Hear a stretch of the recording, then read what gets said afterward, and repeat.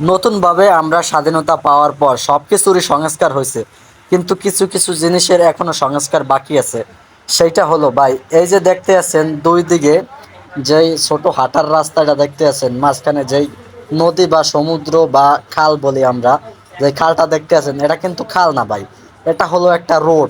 এটা দীর্ঘ 2 থেকে 3 বছর আগে কাটা হয়েছে, জাস্ট রোডটা পাকা হবে সেই জন্য। কিন্তু এই 2 থেকে 3 বছর মানুষ যে ভোগান্তিতে পড়ে আছে, মাঝখানে জলজন্তু একটা খালে পরিণত হয়েছে। এখন এই জায়গা দিয়ে চাইলে বড় বড় বরিশালের লঞ্চ যাতায়াত করতে পারে, কিন্তু এখন অবশ্য এই জায়গায় লঞ্চ আসে না। সো এটা দেখতে পাচ্ছেন যে এত বড় একটা খালে পরিণত হয়েছে, খুবই রিস্কি। এপার ওপার যাওয়ার জন্য ছোট ছোট কাঠের ব্রিজও তৈরি করা হচ্ছে, বুঝছেন।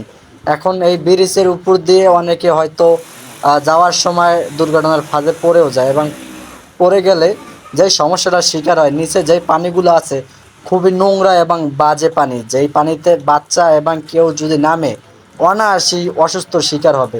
সো এই জিনিসটাও আসলে আমাদের সংস্কার করতে হবে, যেহেতু এটা একটা রোড, এখান দিয়ে গাড়ি চলাচলের জন্য করা হয়েছে। সো এই জায়গায় এখন যদি নৌকা চালানোর মতো অবস্থা হয়ে যায়, তো এটা এর চেয়ে বড় দুঃখের বিষয় আর কি থাকতে পারে।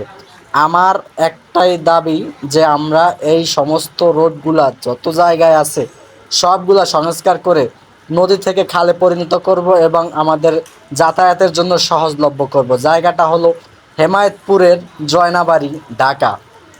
সো ঠিকানাটার নাম বলে দিলাম। অবশ্যই অবশ্যই রোডটা মেরামতের জন্য সকলকে নিজ নিজ জায়গা থেকে এগিয়ে আসতে হবে।